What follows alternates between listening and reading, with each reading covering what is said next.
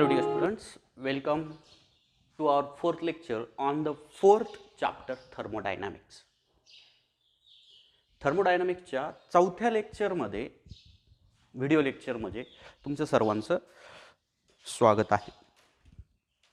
आता last व्हिडिओपर्यंत last लेक्चरपर्यंत आपण थर्मोडायनामिक्सच्या related जे काही बेसिक कन्सेप्ट होत्या, ज्या कन्सेप्टची गरज आपल्याला थर्मोडायनामिक्स व्यवस्थितपणे समजून घेण्यासाठी गरजेची होती किंवा ज्या पॉईंट्सची ज्या डेफिनेशन्स आपल्याला माहीत असणं गरजेचं होतं, ज्या कन्सेप्ट आपल्याला माहीत असणं गरजेचं होतं थर्मोडायनामिक्स शिकून समजून घेण्यासाठी, त्या कन्सेप्टविषयी आपण डिस्कस केलेलं आहे. यानंतर आता ॲक्च्युअल थर्मोडायनामिक्स आपलं इथून पुढं स्टार्ट होत आहे.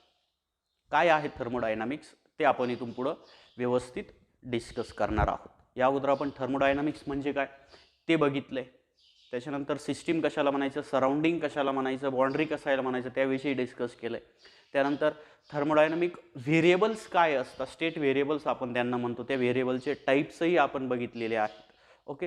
त्यानंतर थर्मोडायनामिक इक्विलिब्रियम काय असतं ते थर्मोडायनामिक इक्विलिब्रियम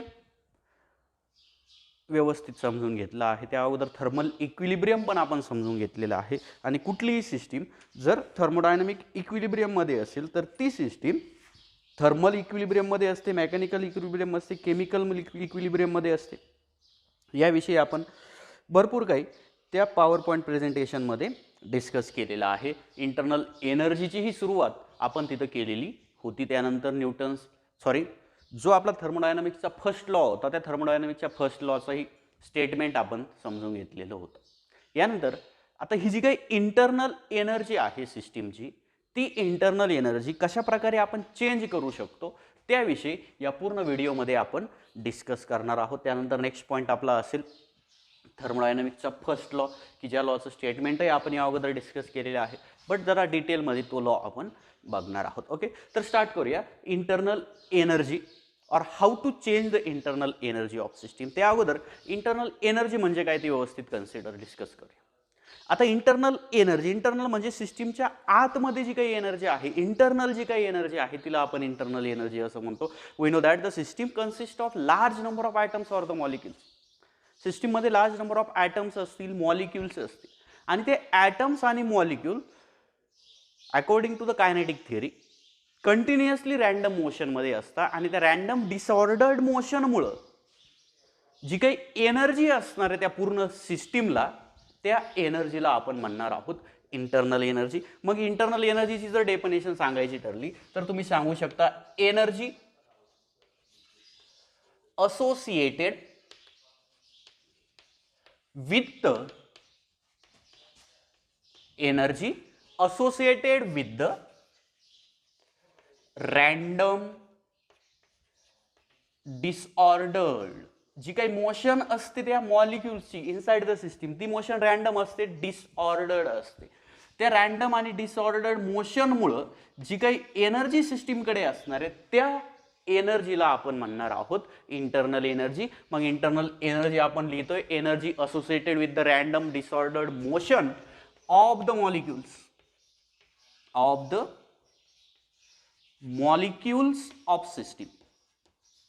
सिस्टीम ज्या मॉलिक्युल्स पासून बनलेली आहे त्या मॉलिक्युल्सच्या रँडम डिसऑर्डर्ड मोशनमुळं त्या सिस्टीमकडे जी काही एनर्जी असणार आहे त्या एनर्जीला आपण म्हणू शकतो इंटरनल एनर्जी. मग सपोज द क्वेश्चन विचारला डिफाईन इंटरनल एनर्जी, तर त्या इंटरनल एनर्जीची डेफिनेशन तुम्ही सांगू शकता energy associated with the random disordered motion of the molecule of system is called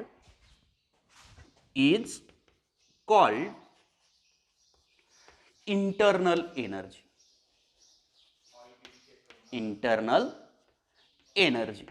आता आपल्याला माहिती आहे कुठली सिस्टीम कन्सिडर जर केली, अगोदर डिस्कस केले कुठली सिस्टीम कन्सिडर करा, that system consist of large number of molecules or atom and that molecules are always in the state of random disordered motion, and due to that random disordered motion each and individual molecule have some kinetic energy, and if we add up that kinetic energies of all molecules then we get the internal energy of whole system. Hence we can define the internal energy as energy associated with the random disordered motion of the molecules of system. It's called internal energy. म्हणजे internal energy ही जी काही concept आहे ही concept आपण थोडक्यात व्यवस्थितपणे समजून घेतलेली आहे. आता ही इंटरनल एनर्जी ऍक्च्युली आपल्याला चेंज करायची. How to change the internal energy. Next question is that how to change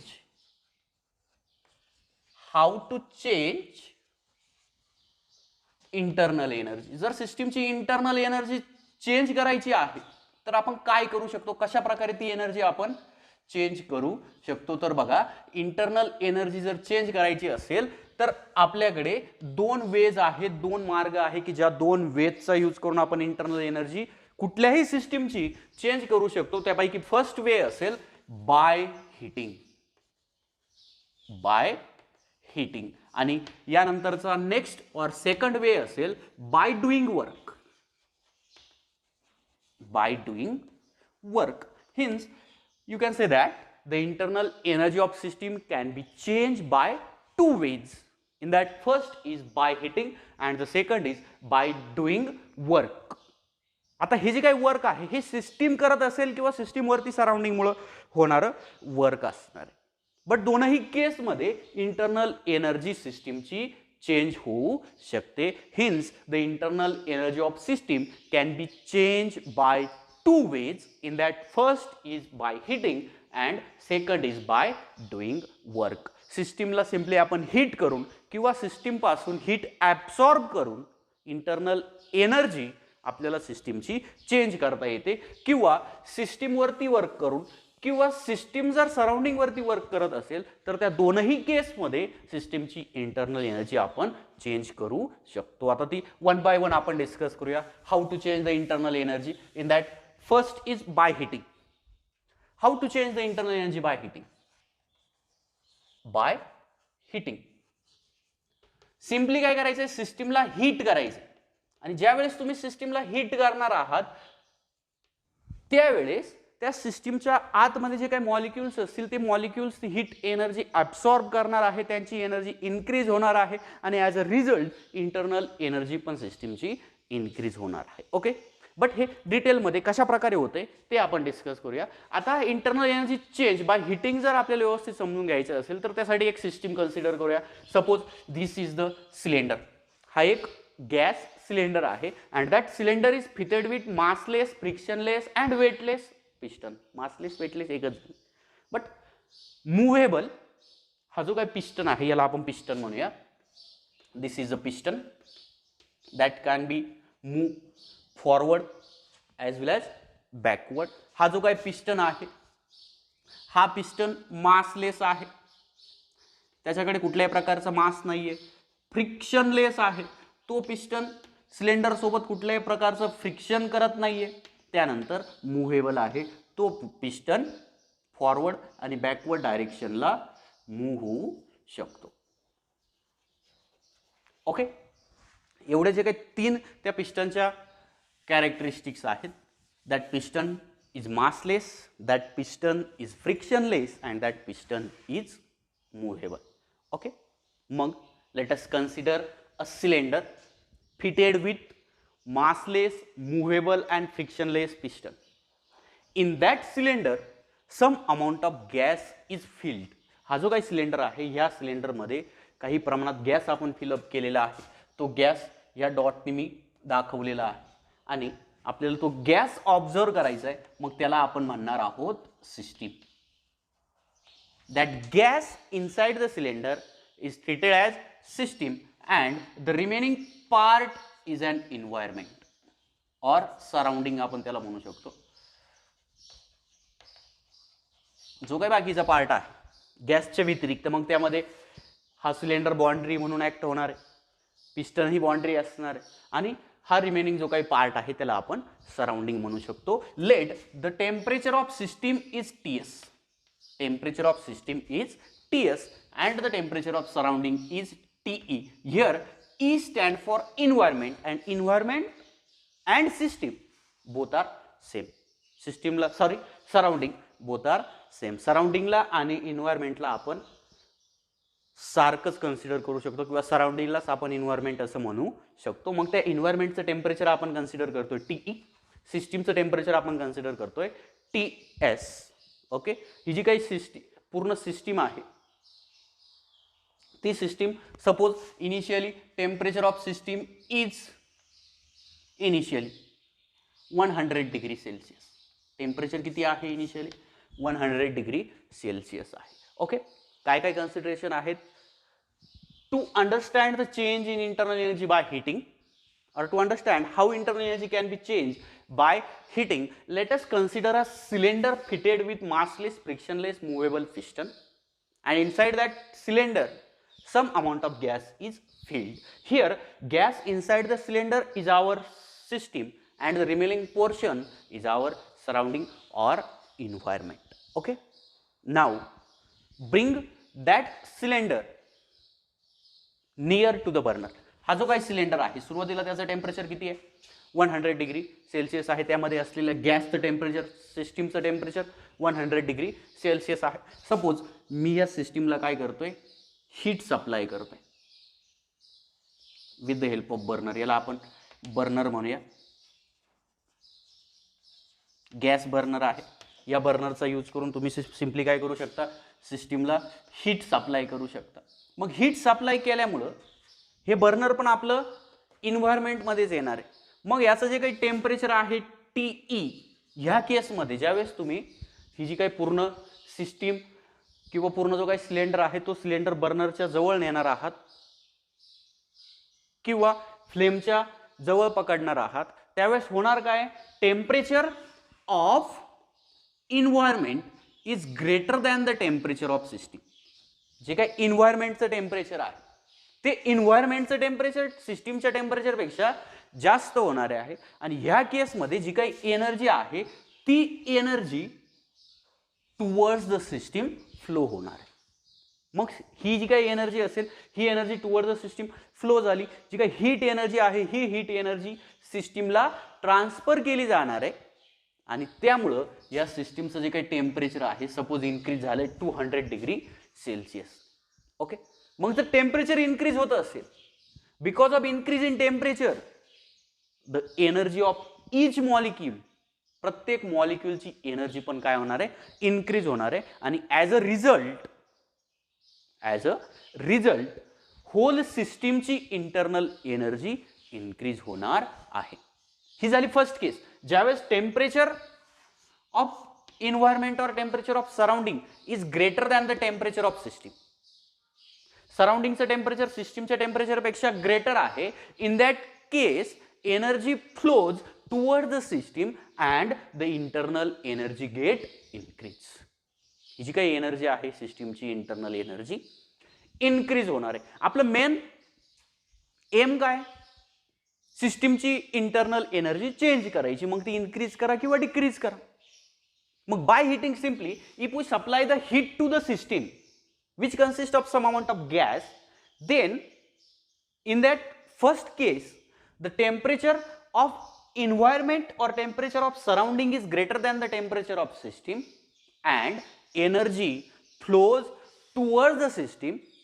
Because of that this energy get absorbed by the molecules of the system and the energy of each individual molecule get increase, and because of that or as a result the total internal energy of system get increase. Because the internal energy of system is depend on the energy of individual molecule. If the energy of each individual molecule get increase, then what happen? Their random motion or their disorder motion get increase, and because of increase in their motion their kinetic energy also increase. And as a result if we add up the kinetic energies or the energy of all these molecules, then what happened? Internal energy of system also get increased. This is the first case. If we supply the heat to the system or the temperature of environment is greater than the temperature of surrounding. Let us discuss what happened when the temperature of system is greater than the temperature of environment. Second case consider करतोय आपण. If the temperature of environment is less than the temperature of system. In that case suppose initially system is at 200 degree Celsius. सिस्टीमचं temperature 200 degree Celsius आहे आणि ही system आपण इन्व्हायरमेंटमध्ये ठेवली आहे. जरा वेळानंतर काय होणार आहे ही जी काही हीट एनर्जी आहे जी काही एनर्जी आहे ती energy away from the system move होणार आहे. Energy away from the system move होणार आहे, और that energy get absorb by the environment, and because of that energy of system gate decrease. त्या केसमध्ये काय होणार आहे, सिस्टीमची एनर्जी डिक्रीज होणार आहे. Hence by heating we can change the internal energy of system. If the temperature of system is less than the temperature of surrounding, or if the temperature of surrounding is greater than the temperature of system, in this case there is a temperature difference between the system and surrounding, and because of this temperature difference energy is flowing towards the system, and in that case internal energy get increase. And if the temperature of surrounding is less than the temperature of system, in that particular case heat energy flows away from the system, or heat energy flows towards the surrounding, or the surrounding get absorb the heat energy, and there is decrease in internal energy of system. Simply by heating we can change the internal energy. Okay, अशा प्रकारे एकदम simple way आहे internal energy change करण्याचा. एक तर सिस्टीमला heat supply करणार आहोत, नाहीतर सिस्टीम पासून हीट आपण ॲब्सॉर्ब करून घेणार आहोत. ज्यावेळेस सिस्टीमला हीट सप्लाय केली जाईल त्यावेळेस होतंय काय, इन्व्हायरमेंटचं टेम्परेचर जास्त असतं, आणि इन्व्हायरमेंटचं टेम्परेचर जास्त असल्यामुळे जी काही हीट एनर्जी आहे ती हीट एनर्जी सिस्टीमकडे मूव्ह व्हायला सुरुवात होते, आणि सिस्टीमची एनर्जी आपण इन्क्रीज करू शकतो. जर सिस्टीमची एनर्जी आपल्याला डिक्रीज करायची असेल तर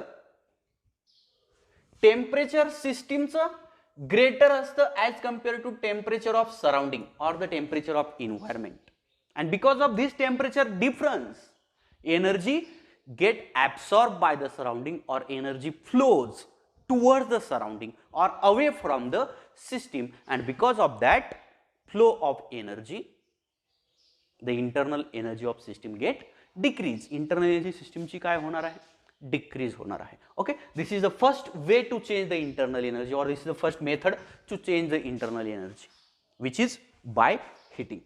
And now we can say that internal energy can easily change by heating. internal energy तुम्ही सिस्टीमला हीट करून easily change करू शकता. okay, now the next method or the second way to change the internal energy is by doing work. by doing work तुम्ही simply काय करणार आहात, work करणार आहात. आता अगेन तीच सिस्टीम मी कन्सिडर करतोय की ज्या सिस्टीम मध्ये आपण काय करतोय, एक सिलेंडर कन्सिडर करतोय. त्या सिलेंडरला एक पिस्टन आपण फिक्स केलेला आहे. तो पिस्टन मुव्हेबल असेल, मासलेस असेल, फ्रिक्शनलेस असेल. ज्यावेळेस तो पिस्टन मूव्ह होणार आहे त्यावेळेस त्या पिस्टनमुळं सिलेंडर सोबत कुठल्याही प्रकारचं फ्रिक्शन तिथं होणार नाही. Okay, suppose this is the initial condition. This is the initial condition. आणि ह्या इनिशियल कंडिशन मध्ये पिस्टन तुम्हाला दिसतोय त्या पोझिशनला आहे. Now here temperature is suppose 100 degree Celsius. Temperature of system किती आहे, 100 डिग्री सेल्सियस आहे. यानंतर हा जो काही पिस्टन आहे हा पिस्टन मुव्हेबल असल्यामुळे ह्या पिस्टनवरती आपण काहीतरी वर्क करूया, काहीतरी फोर्स अप्लाय करूया, आणि त्या फोर्समुळे सपोज ह्या डायरेक्शनला मी फोर्स अप्लाय करतोय,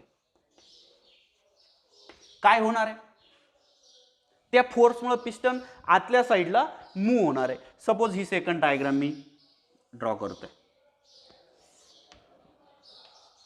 सेम पिस्टन, सेम सिलेंडर आहे, but due to the application of force this piston moves inward and gas get compress. Gas काय होणार आहे, कॉम्प्रेस होणार आहे. जे काही गॅस मॉलिक्युल्स असतील ते गॅस मॉलिक्युल एकमेकाच्या खूप जवळ जवळ येणार आहे. गॅस कॉम्प्रेस होणार आहे, and due to the compression of gas temperature of gas get increase. इकडे 100 आलं टेम्परेचर, सध्या टेम्परेचर किती झालं, 200 डिग्री सेल्सिअस झालाय. गॅस तुम्ही कॉम्प्रेस केलाय. गॅस कॉम्प्रेस केल्यानंतर होणार काय, त्याचं टेम्परेचर इन्क्रीज होणार आहे, गॅस हॉट होणार आहे. And because of this increase in temperature internal energy can be increase. सिलेंडरचं टेम्परेचर इन्क्रीज झाले, सिलेंडरच्या आतमध्ये असलेल्या गॅसचं टेम्परेचर इन्क्रीज झाले. मग जर तुम्ही गॅसचं टेम्परेचर इन्क्रीज करत असाल तर त्या इन्क्रीज झालेल्या टेम्परेचरमुळे त्या सिस्टीमच्या आतमध्ये जेवढे काही गॅस मॉलिक्युल्स आहेत त्या सर्वच्या सर्व गॅस मॉलिक्युलची कायनेटिक एनर्जी इन्क्रीज होणार आहे. आणि त्या सर्वच्या सर्व मॉलिक्युलची कायनेटिक एनर्जी इन्क्रीज झाल्यामुळं त्या पूर्ण सिस्टीमची ही एनर्जी आपण इन्क्रीज करू शकतो. Here what happen, work is done on the system. सिस्टीमवरती वर्क झालेला आहे. तुम्ही पिस्टन आतल्या साईडला कॉम्प्रेस केलाय, पिस्टन आतल्या साईडला मूव्ह केलाय, पिस्टनवरती towards the inward direction force apply केलाय. त्या अप्लाइड फोर्समुळं त्या सिस्टीमवरती वर्क होणार आहे. And that work cause the compression of gas, and due to the compression the temperature of gas get increase, and because of increase in temperature internal energy of system is also increased. This is the first case. Work is done on the system. System वरती work केले by external agent. कुठल्या तरी external एजंटचा use केलाय तुम्ही. Simply by hand हा piston आतल्या डायरेक्शनला move केलाय, press केलाय. Because of that pressing of piston the volume of gas get decrease and the gas compress inside the cylinder, and because of compression of gas the temperature of that whole gas or simply a system get increase, and because of increase in temperature the internal energy of system get increase. Okay, hence by doing the work on the system we can change the internal energy or we can increase the internal energy. Exactly opposite consider करूया. याला initial condition म्हणूया. Initially gas already compress आहे आणि तो gas compress असल्यामुळं तो gas पिस्टनवरती force apply करणार आहे पहिल्या केसच्या एक्झॅक्टली अपोजिट डायरेक्शनला. आणि त्या अप्लाइड फोर्समुळं काय होणार आहे, पिस्टन बाहेरच्या डायरेक्शनला मूव्ह होणार आहे, गॅस एक्सपांड होणार आहे. And due to that expansion of gas temperature get decrease, and because of decrease in temperature the internal energy of system can also be decrease.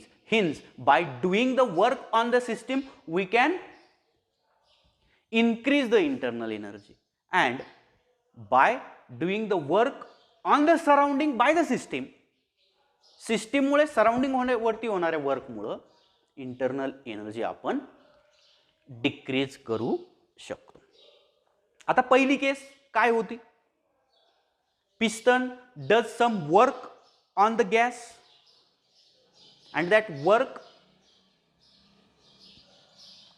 can be converted into energy, and that gas gains that energy and the temperature get increase, internal energy of gas also get increase. On the other hand, if gas push the piston out so that gas is expanded and some work is done by the gas on the piston or on its surrounding. To do that some work, gas lose its energy, there is decrease in temperature and internal energy is also decrease. In this way, by doing the work we can change the internal energy of system. By doing the work on the system we can increase the internal energy. By doing the work by the system, if work is done on the system, if work is done on the system, system gains the energy. System gains the energy and temperature of system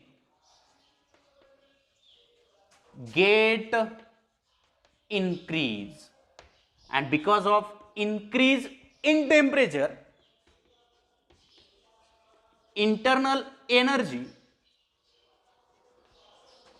also increase. Hence, by doing the work on the system, internal energy of system can be increased.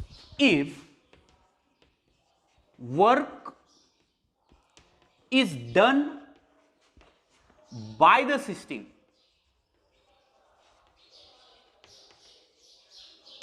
on the surrounding, system lose some amount of energy. System lose some amount of energy, and because of losing of energy, the temperature get decreased. Temperature of system get decrease, and as a result, because of decrease in temperature, internal energy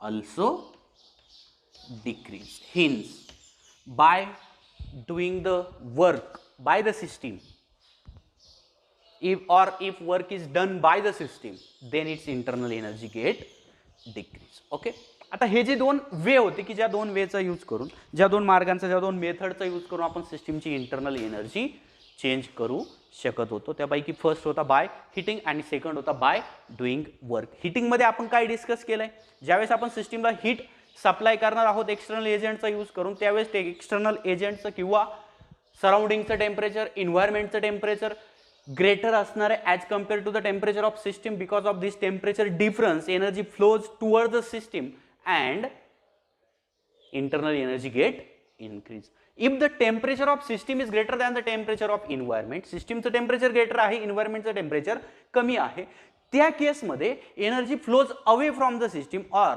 the heat energy of the system get absorbed by the surrounding and the internal energy of the system get decrease. Hence, by heating we can change the internal energy. By supplying the heat we can increase the internal energy. By removing the heat from the system we can decrease the internal energy. यानंतर आपण बघितलंय by doing work. If work is done on the system, system gains the energy and temperature of system get increase. Because of increase in temperature of system, internal energy of system also get increase. If work is done by the system on the environment, then in that case system lose some amount of energy and the temperature of system get decrease, and because of decrease in temperature of system, internal energy of system also get decrease. Okay, अशा प्रकारे internal energy काय होती, जी काही system आहे त्या system मध्ये large number of molecules असणारे, atoms असणार, त्या सर्वच्या सर्व मॉलिक्युलच्या रँडम डिसऑर्डर मोशनमुळे सिस्टीमकडे जी काही एनर्जी असणार आहे त्या एनर्जीला आपण इंटरनल एनर्जी असं म्हटलं. आणि त्या इंटरनल एनर्जीला जर चेंज करायचं असेल तर आपल्याकडे दोन मेथड्स आहेत. First method is that by heating the system and the second method is that by doing the work on the system or by doing the work by the system. Okay, अशा प्रकारे internal एनर्जीची जी काही concept आहे, internal energy जी काही जशा प्रकारे change होते ते सर्व आपल्याला व्यवस्थित समजलेलं असेल. ओके.